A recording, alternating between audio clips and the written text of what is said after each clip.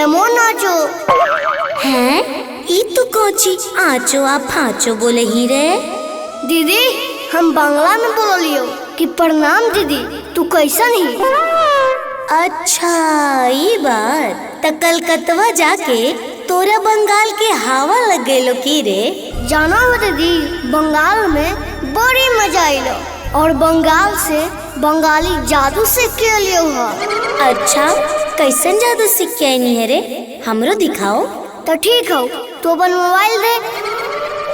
अभी दे, ये सगरो तोरा लाइट उजला दिखाई दे रहा ना, अब तोरा पीला नजर आई तो। अच्छा दिखाओ तो देख।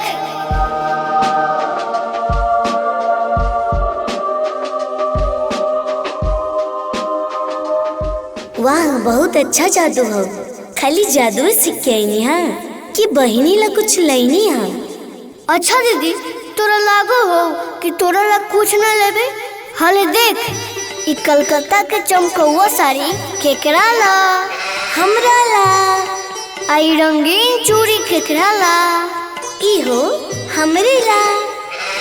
अच्छा दीदी, ई सब कौन हो? ई सब के सब हमर ननद है रे। वाह, सब के सब बुलडोजर लगा होगे। ए हीरो, हमसे टक्कर मत लीजिए, नहीं तो आपको जला देंगे हम।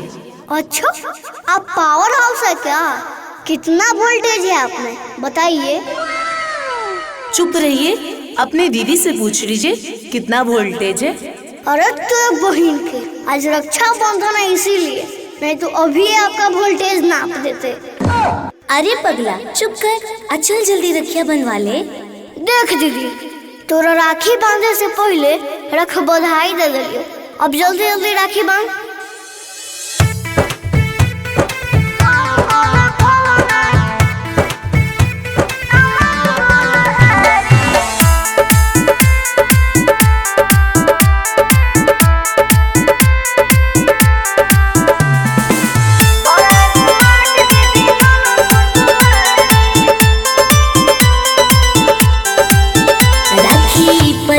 भैया हो पावन, आज बहिन के दिन है सुहावन।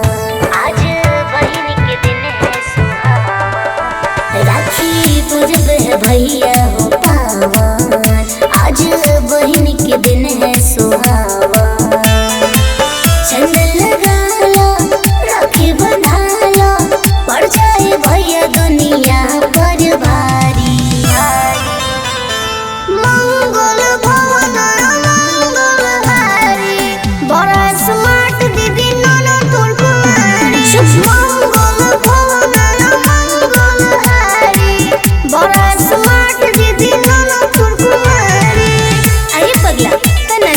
दूसरा शादी करने की? शादी नहीं दीदी, खाली दोस्ती। अब चुप रह तू।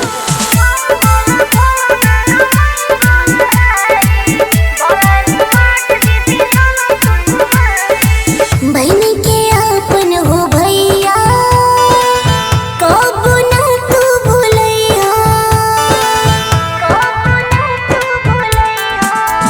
मिले तू चाहे रहबो बीजी रे, तू चिंता न करी हाँ दीदी रे। खूब कमाइया, पैसा बचाइया, हमरा ला ले आई हाँ एगो साड़ी। मंगल भवन मंगल हारी, बड़ा स्मार्ट दीदी ननद तोर कुमारी। मंगल भवन मंगल हारी, बड़ा स्मार्ट दीदी ननद तोर कुमारी। अच्छा ले, नंदी के ले जो अपने साथ है, खाना बिना के खिलाई तो। अब पूछ ले, तेलवो लगाई तो ना।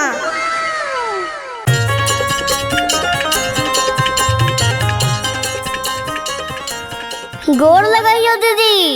खुश रह बाबू, की समाचार हो रे? समाचार तो सब ठीक हो गए। प्रणाम कर रही हो माई। खुश रह, उगल रहा हमर बाबू। कल ही से कौआ डक रहा तो हमरा लगिए रहा कि हमर बेटिया रखिया माने आवा होती। अब पापा कहाँ गेल खुल है रे? बाबू तक गेहूं पिसावे चल गेल खुन। दीदी इस साथ में कौन आल थुना? अरे ये हमर छुटकी ननद है रे, तू नहीं पहचानी? एकरा साथे तू लंगटे खेला हनी। है दीदी ऐसे मत बोल, हमरा लाज लगा हो। खुट्टा भर के हो गए ना, अभी ले लाजे लगा हो। ननदिया बड़ा सुंदर होगे, सेटिंग कराना दे। क्या बोल रहे हैं आप? हम सब सुन रहे हैं, समझे? ज्यादा तेज मत बनिए। सुन रहे हैं तो लौट के नहीं जाइएगा यहाँ से, समझे? बच के रहिएगा, नहीं तो लपेट लेंगे। हेलो, शक्ल देखियो अपना। ठीक है, हम मान लिए कि हमारा शक्ल खराब है, तो जो हम कर लेंगे वो आप कर लीजिएगा। तो आपसे हम कम है क्या? बताइए क्या करना है? तो आप ऐसे सीटी बजाइए। तो ऐसे कौन नहीं बजा लेगा? सुनिए। अच्छा सीटी तो बजा लिए, अब मेरे तरफ कमर हिला के दिखाइए तो।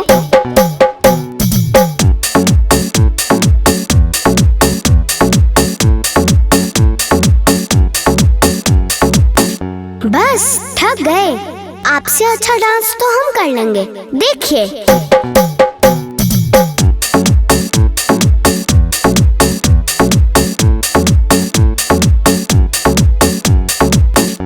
चलिए, कमर भी तो ठीक है ठाक डोला लिए, अब ये करके दिखाइए। लीजिए, ये हम अपना कपड़ा खोल दिए, अब आप अपना कपड़ा खोल के दिखाइए तो। ओ पागल रास्कल, भाभी के भाई ने इसलिए बर्दाश्त कर रहे हैं। आप भी मेरे दीदी के ननद है, इसलिए हम छोड़ रहे हैं। हाँ तो अपने दीदी से ही शादी कर लीजिए ना। और तेरे बहन के नाइटी में ढेर मत बोल। देखी फिर दोनों झगड़े लगनी। पहले रखिया बंधवा ले, काहे की गरहन लगला हो। 12 बजे से पहले राखी बांधे के है। हाँ दीदी, तो जल्दी बांध लो।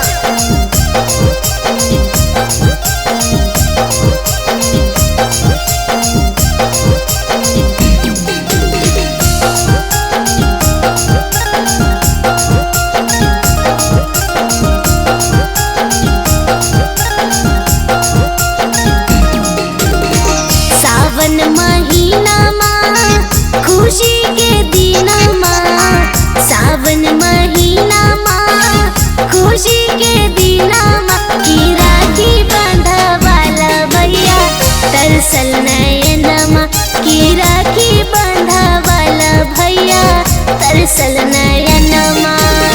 मम्मी पापा के बहिनी तू और मामा, मम्मी पापा के बहिनी तू और मामा, की बसल हो गई राखिए में हमर परानमा, की बसल हो गई राखिए में हमर परानमा।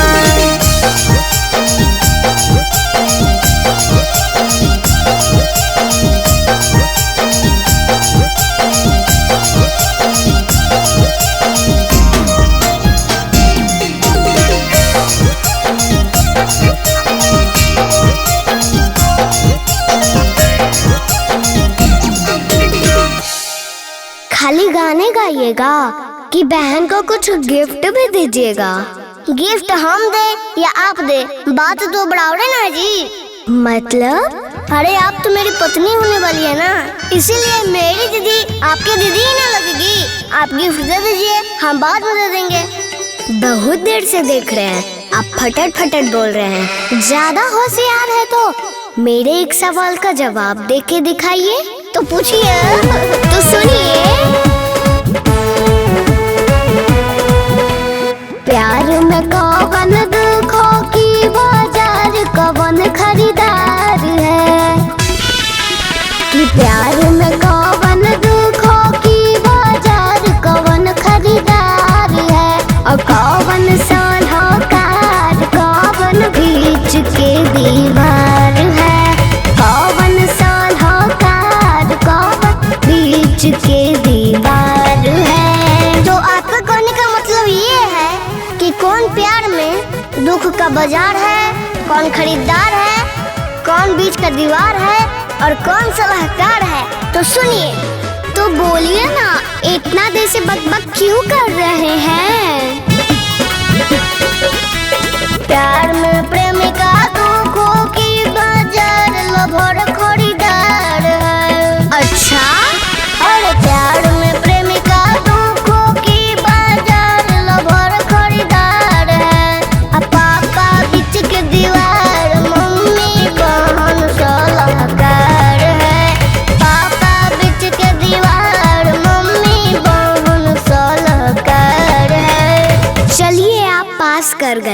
तो बात को आगे बढ़ाया जाए क्या? हाँ बढ़ाइए। आप सभी को हैप्पी रक्षाबंधन।